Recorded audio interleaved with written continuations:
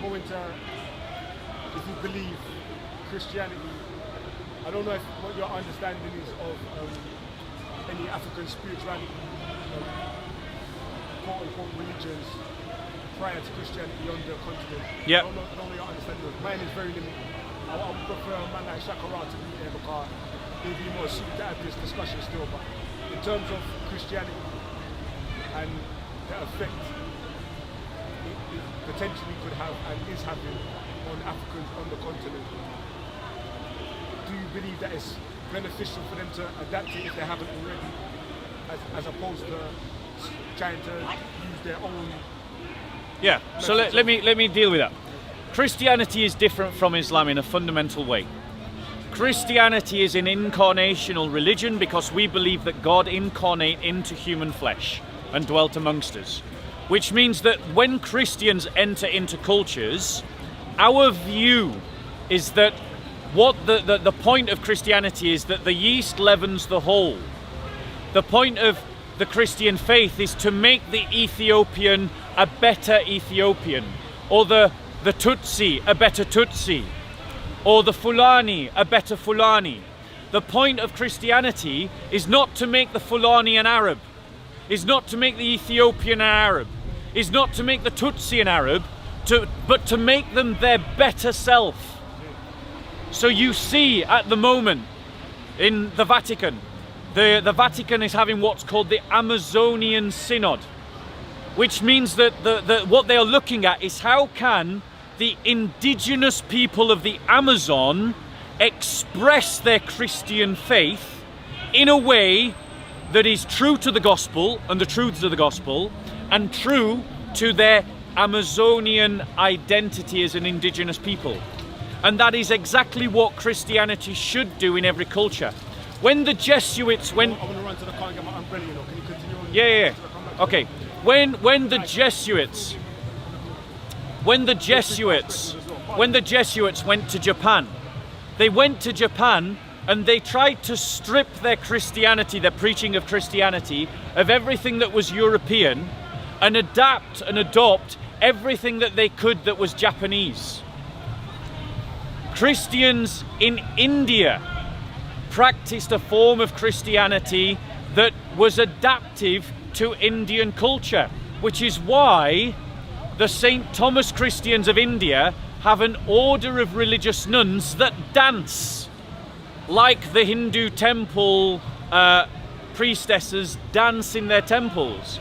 You see, the point of the Christian faith isn't to impose the culture of the missionary upon the indigenous. That happens by accident. The idea of the Christian faith is that you elevate the culture that you take the gospel into by contrast. And that means that people keep their indigenous languages.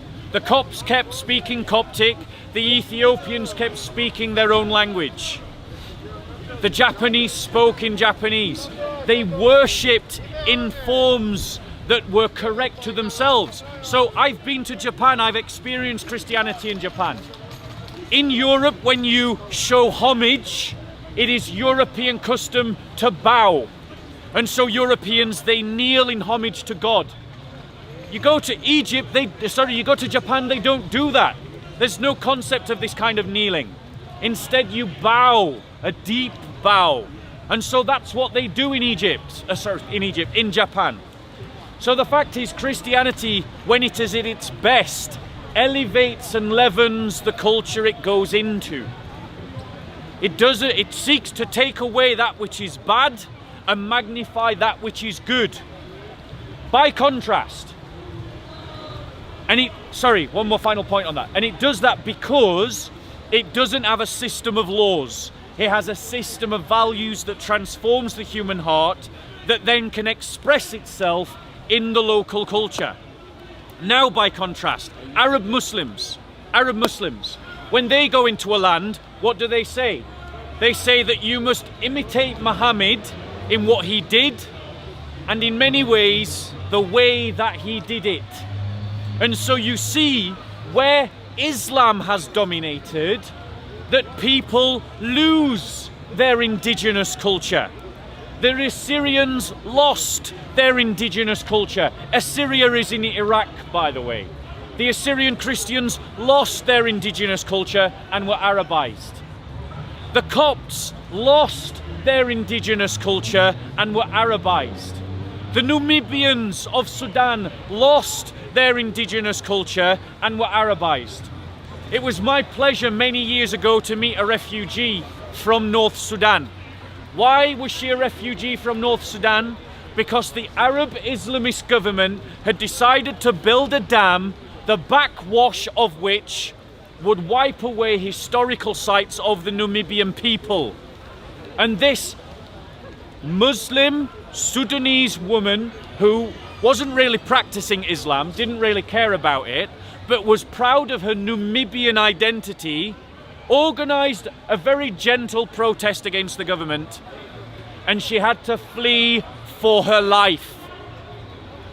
She had to flee for her life because Arabization and Islamization go together, and they don't respect local indigenous culture.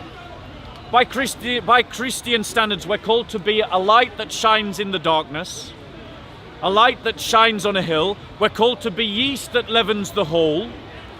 We're called to be the salt that keeps the goodness of the thing into which it is salty. These are the kind of imagery that is used in the Bible. And so Christians, we seek to take what is good in a culture and maintain it, and simply remove that which is wrong in a culture.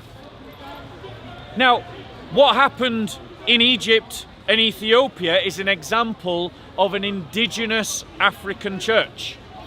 What happened in the 1800s and 1700s was unthinking Europeans came and they brought with them their European culture as well as Christianity. And so you see the comical display in Africa of lots of churches with really steep roofs. Those are European because we have snow. You don't need those in places where you don't have lots of snow. So there were examples of places where Christians failed to do that. But look at what happened when Christians went to the land of the Pushtun and the land of the Punjabi. Muslims had dominated that land for centuries and never given them an alphabet to speak their own language. It was Christian missionaries who codified the alphabet. I think it was Punjabi, but I know there's many languages in that region. It was Christian missionaries who codified that alphabet. Christian missionaries codified the language of the Slavic people. The alphabet that is used in Eastern Europe was developed by Christian monks. Why? Because we take and develop the local culture. That is Christianity at its best. That is the church at its best.